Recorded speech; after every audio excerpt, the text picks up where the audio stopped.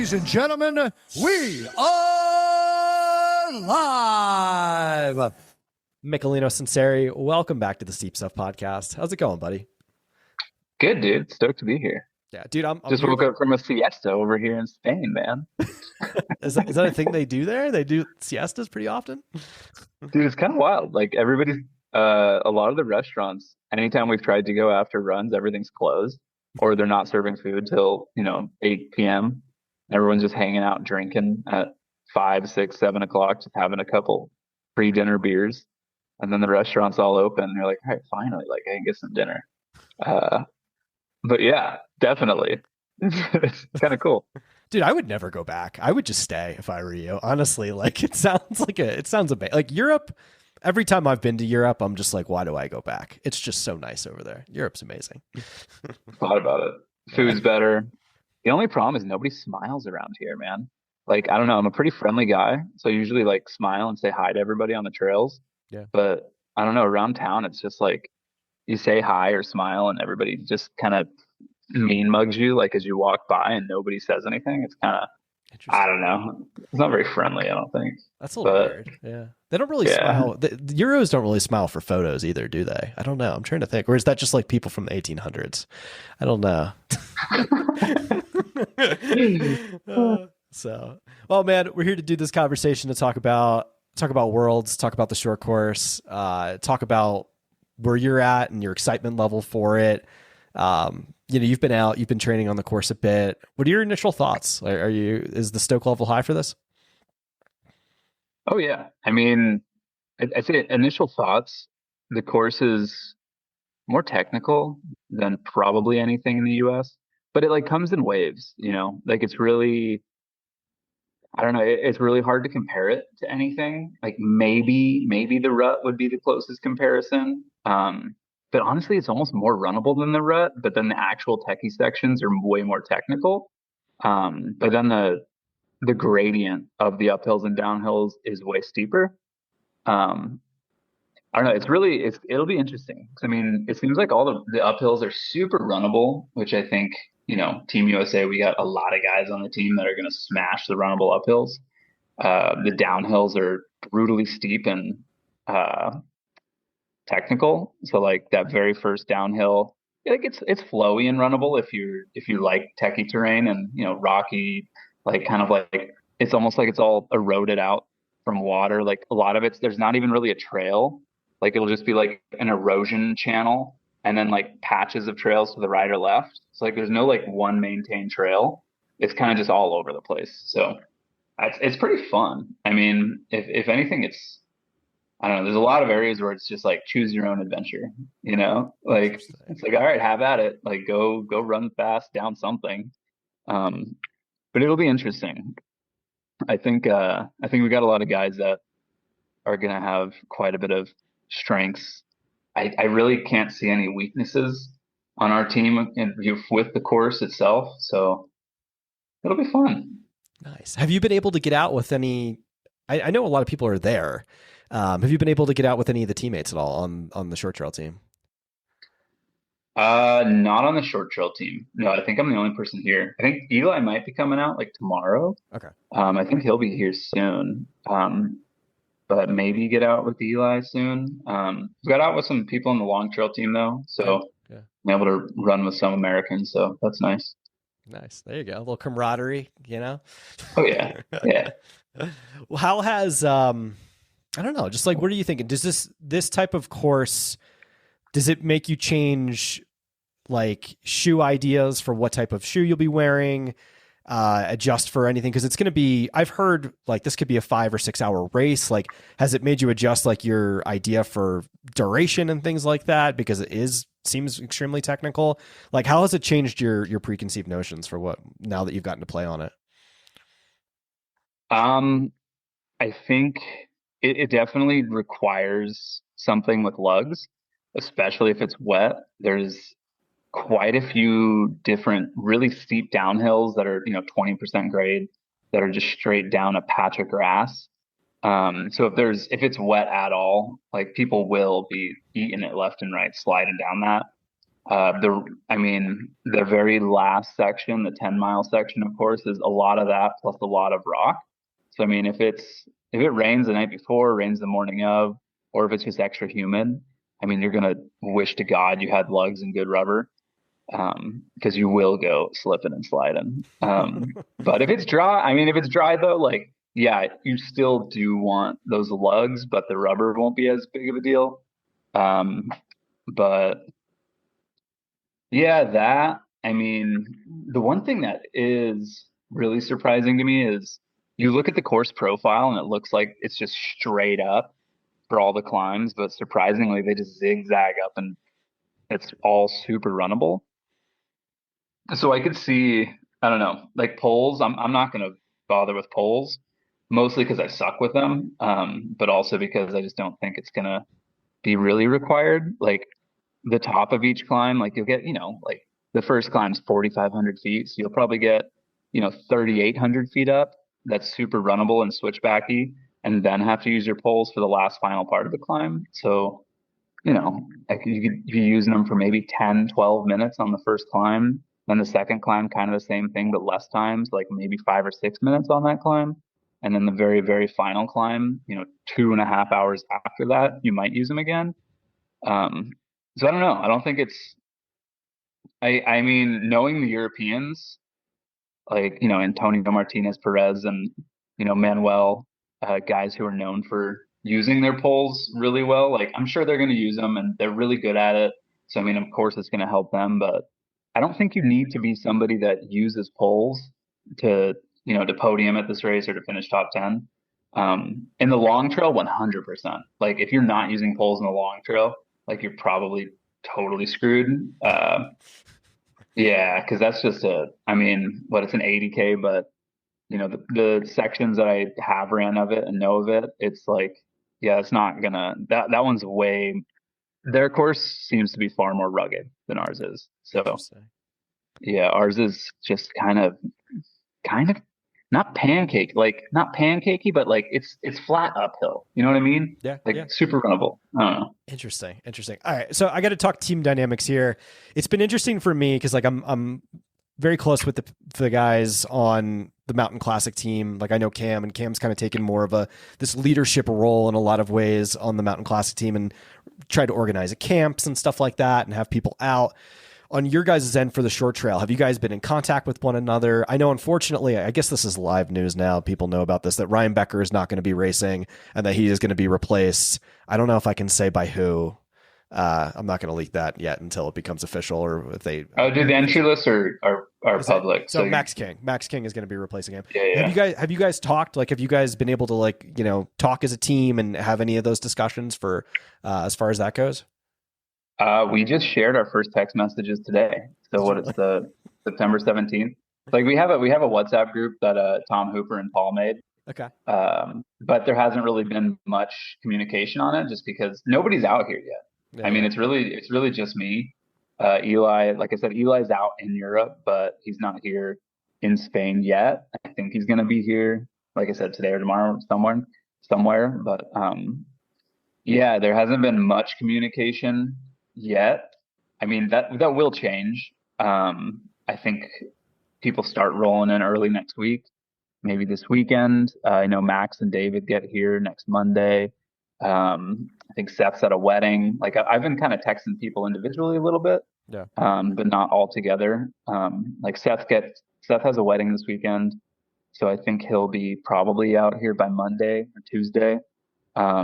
Noah is slamming IPAs somewhere. He is. So God only knows what he's helping up to. helping David finish Nolans. I saw him on the Nolans. Yeah. Man. I was like, dude, Helping David punch that ticket, dude. Get to Europe, bro. Like, hey, Noah, we know you're not working right now. Get out here, dude. Yeah, let's see. Yeah, Max. And then I think that's everybody. Yeah. I think I ticked everybody off the list there. Yeah. But yeah, I think I don't know, it would be nice to organize a run with the whole team for the back 10 of the course. All of it, like a lot of the hills are runnable, but that back 10 tends to get way more technical and there's a lot of parts of it where if you pre-run it, you're gonna be stoked you did. Uh, so hopefully we can. I don't know. That's gonna be a little too late for me. Like it's a 2 hour. Like if you're running that last 10 miles hard, it's gonna be hour 50, 2 hours. Like it's not an easy 10 miles. Jesus. Okay. Like yeah. Like it's pretty. So I don't think, I don't know. I don't know if we're going to be able to get any runs in together unless they're flat, easy, and chill. Because every single part of this course, if you're going to do it, a little bit of a trail recce or reconnaissance, like you're minimum doing, 10 to 12 miles. So Yeah. I'll probably, and like long 10, 12 miles, you're either doing almost 5,000 feet of climbing or, 3,900 with a bunch of technical terrain or steep stuff. So it's like, I don't know, trying to check out the course the week of is going to be difficult. I feel like it might contribute a little too much fatigue. But I mean, it could also help with the mental side of things. So who am I to say what works best for everyone? Yeah. Interesting. All right. So I got to ask you the question. One of the things I really appreciate and admire about you is that just like the Grand, you kind of like projected this in a lot of ways. Like it seems like you came out here very early. You learned you learned pretty much everything possible about the course. It seems like, most of the sections extremely well. Would you agree with that? I mean, I like how people project stuff because that sets you up for success.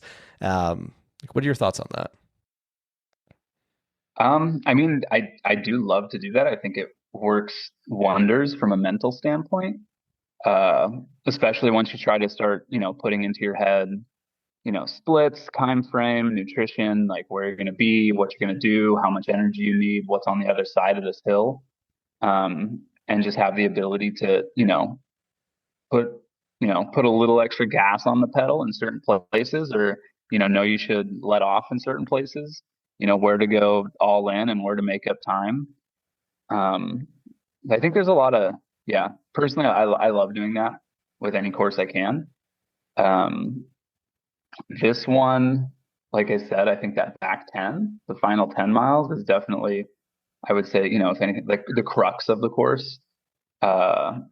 Everything else, honestly, the first 18 miles of it, like it's kind of just like follow the flags and let it rip. Like I don't really think it's that, that important to have to be out here to check that out. I think being mentally ready for it all, that's the most important piece of it. Knowing that, all right, cool, we're running down a 20-degree slope on a field of grass, or just kind of getting familiar with the terrain, getting familiar with what type of rocky terrain it is, how big of lugs to wear, which shoes to wear. Like there's definitely, a lot of little things that kind of add up that I think can help out and save a lot of time. So yeah, I mean, I love being able to recce all my courses. Like I think it just works wonders from a mental point of view and being able to see the course and, visualize things before the race and, visualize things during the race and just wrap your head around what you're up against and what you have left to do. It can be, I mean, it's a double-edged sword. It can be, if you hit a wall early on, it could be extremely daunting. And then you're just like, fuck, like I still have to do that. Like, all right, damn. But at the other end of it, it's like, man, I feel really good. So I'm going to push this section because I know what's up ahead of me. So I think, depending on where you're at in the race, it could be good, could be bad. But, the point is for it to be good and to work hard. So, you kind of have to lean into that side of it. Gotcha. This might be, all right, I got to ask you this question. It's been a bumpy season for you a little bit. And do you put high expectations on this one to hit a home run? Or is it more so just go out there and do my thing? Definitely high expectations.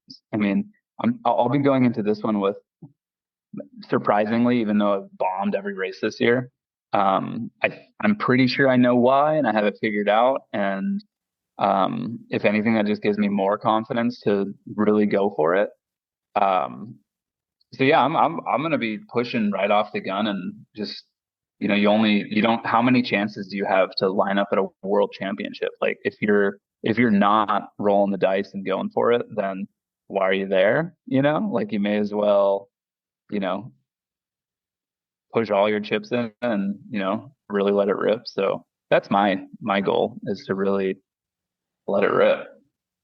All right, all right. I like it. I like it. The stars and the stripes. What does it mean to you to represent Team USA? Um, I mean, shit, man. Like since I was 13 years old, reading books on, Once a Runner, all these legendary running lore books, and just like having that dream of, for some reason when I was a kid, I'd always thought I would be, racing like a 5K or 10K in the Olympics, reading about Prefontaine and, reading about all of the different running legends and the lore. Like, I was always, had those dreams, but, little did I know I was slow as shit. And there was no way I was going to be repping the red, white, and blue in a 5K, dude.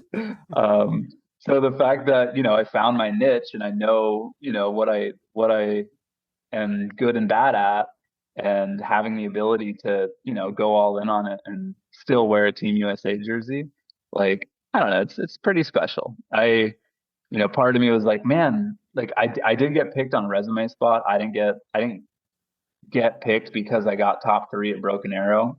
I got picked on my resume. So, there might be a crowd or people who are like, oh, well, you maybe didn't deserve it. You were picked because of what you've done in the past, not what you've done now.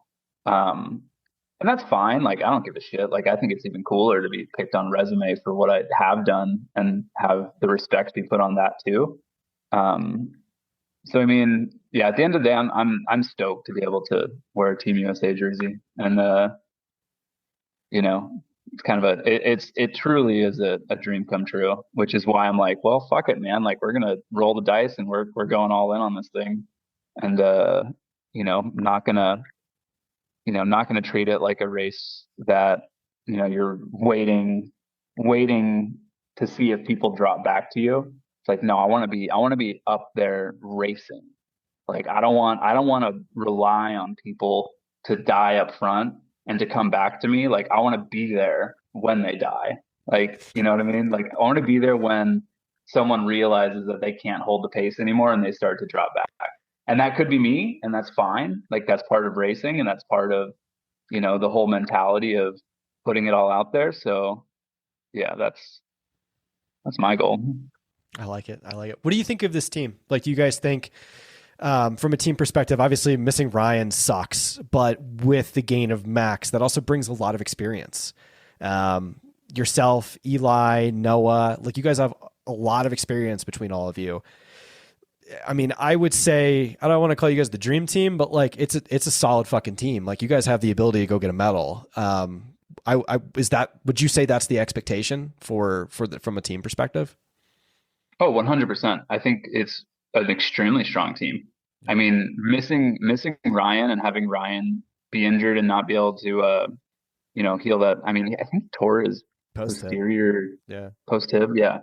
So I mean, that sucks. Like I love Ryan. I think he's a great guy. He's a fantastic racer. He puts a lot of time and effort and dedication into all of this. And I mean, the fact that he isn't sponsored yet just absolutely blows my mind. Like that's totally ridiculous. It sucks to not have Ryan out here. Um, but at the same time, I think the rest of the team is all really strong guys as well. I think we have I mean, if you look at Eli Hemming, he is one of the best 50K runners in the entire world. David Sinclair typically has been beating Eli Hemming. Like, dude, so it's like, what? So between those two right off the bat, it's like, all right, cool. Like we got a pretty strong punch right there. Seth has a crazy engine. I think this course is going to suit him really well. A lot of the runnable climbs, and Seth's been, I've seen Seth run on some of the shale and the terrain over at the rut, and he's very good at that as well. So I think Seth could have an awesome day. Noah Williams ran, what was his time at Sears? And I was like 2:45. It's pretty fast. Like Yeah. Yeah. It was very 243 impressive. maybe even. Like I gotta you could fact check me on that one, but like Noah's super strong coming down from Leadville. Like he's, super tough dude. He's hungry, he's ready for it. And then we got Max to kind of just, take the team captain role. And like if you've been watching Max the last few years, he's been really leaning into really leaning into the oh crap, what's it called, orienteering. Yeah. And pretty much everything he's been doing has been, like technical, like totally weird shit that, most of us aren't doing. So like his experience, strength, and ability to totally navigate and crush that terrain is, like it sucks to lose Ryan, but I think the fact that we do have Max's experience to fall back on, like that's pretty damn awesome. And like I think it says a lot about Becker that, the one guy who is chosen to replace him is like an absolute legend in US mountain running. So I don't know. I think our team makeup is solid.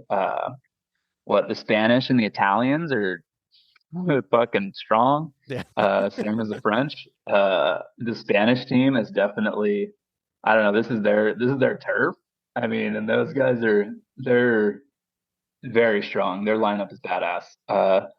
So I think, like honestly, dude, I think we have to have, like, we're gonna have to have three guys in the top 15 to win this thing and to get a gold medal. Like I think it's gonna be that tight up front.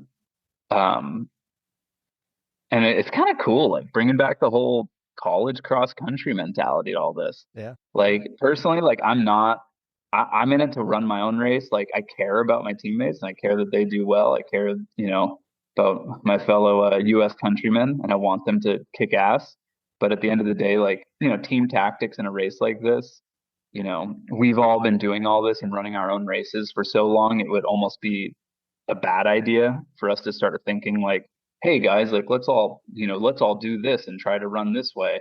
Like, no, I think if everybody just runs their own race and is supportive of each other and, has the extra mentality and boost of like, I'm not just doing this for myself today, I'm doing this for all of these guys.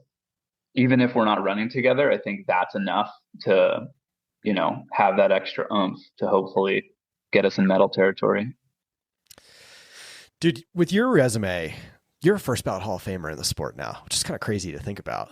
You're right. I wish, dude. No, dude, you're a Hall of, I mean, I would easily say you're a Hall of Famer. What would it mean to you for the resume to get, it doesn't matter. I mean, gold medal, silver medal, bronze medal. Like, what would that do for you as far as like your career? Like, what would you, like, how excited, and just like, what would that be to put that on the list of the resume, if you will? I mean, that would be awesome. I think that's more of like goal versus process thing. The process of it all, like the fact that I can even be here training for the race and be lining up for it and being in a place where I feel good about lining up for it and to be competitive.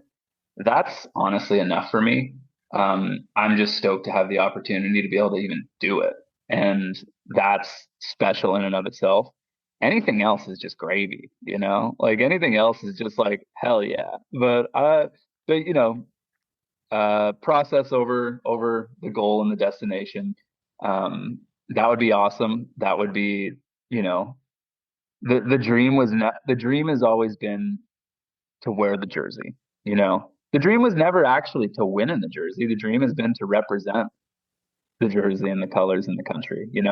So I mean, that's already happened. So now everything else, that's why, kind of have a bit of maybe a little bit of a laissez-faire attitude with the race. Like maybe race it, I feel really strong, so race it kind of how I used to, and kind of throw a little bit more of the, intelligent racing, if you will, out the window. Like I'm not gonna, it would be really cool to add a medal to the resume, but for me, the resume and being here is all I really need. I love it. I love it. What's next for you after this? Are you hanging out in Europe for a bit longer, or are you going somewhere else? What are you doing? No, dude, I got to go back for sentencing. So that was not a unless it got gets you question, by the way. I totally forgot about that. I know. No, dude. Hopefully we could get it moved, but I'm supposed to be back October 1st, which would suck because if we do medal, then I have to miss the ceremony and I won't even be able to be there, Oh, which is another reason why I'm like, like whatever. Like I guess, like for me, just being here is the medal. Um, so I may have to totally skip it if that happens, but as of right now, I have to be in a courtroom in Jackson Hole on October 1st. And then Kodiak 100K. okay. Yeah. All right. All right. Yeah. So, dude, Kodiak's, I forgot. Francesco told me about Kodiak. Okay. Sweet. Dude, that'll be fun. That'll be, Kodiak is a dope race. You get to hang out with Chad Hall. That'll be fun. Yeah. Oh yeah. No, I'd be stoked. I don't think we've ever raced. So I mean, he'd smoke my ass in anything, 50K and under, I think, especially on those trails. But I don't know. Maybe 100K I could actually, go up against him and see what happens. But it'll be a nice cherry on top for the season. Nice. Nice. Dude, I'd love to hear it, man. Dude, wishing you the best of luck. I hope you have an amazing race, man. I hope it's a beautiful cap on the season and, it meets your expectations and you have a great day out there. Thanks, man. Yeah, I'm stoked. Thanks for having me on again, and Yeah. stoked to hear what everybody else has to say about this race. Thanks for coming on. Oh, absolutely, dude. It's going to be fun. Appreciate it. Hell yeah.